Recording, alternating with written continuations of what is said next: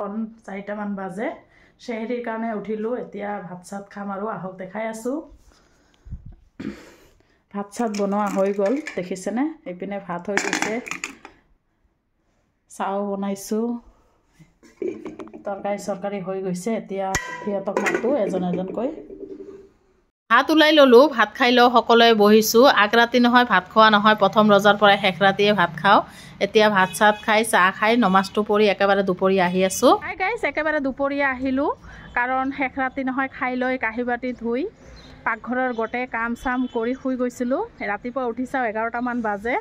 ৰমজান মাহত নহয় মোৰ এইটোৱে ভাল লাগে কাৰণ দেৰিকৈ উঠিব পাৰোঁ ৰাতি বাৰ উঠাটো ইমান টান নালাগে কিন্তু ৰাতিপুৱা উঠিবলৈহে টান লাগে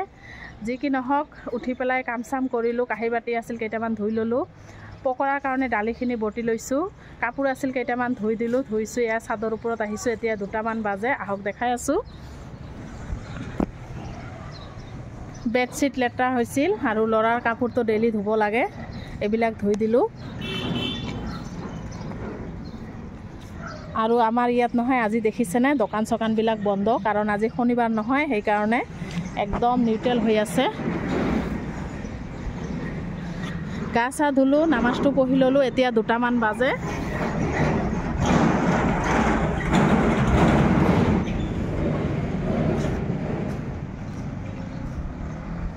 একদম দোকান চকানবিলাক বন্ধ হৈ আছে গোটে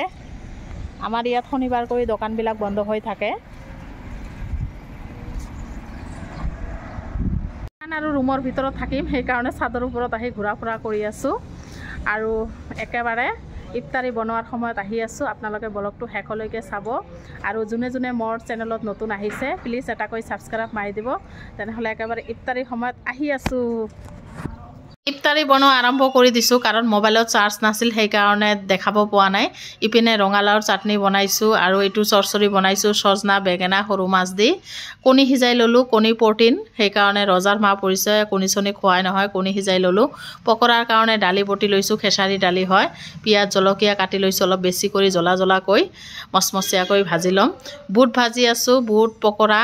আৰু তৰমুজ আছে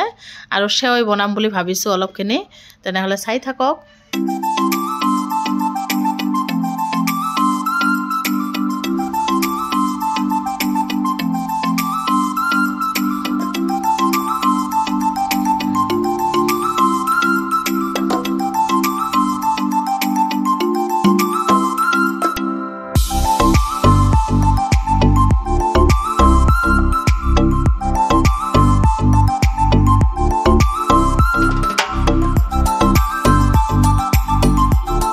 বনোৱা হৈ গ'ল এতিয়া আজান দি আহিছে বহি আছোঁ আমি আজান দি আছে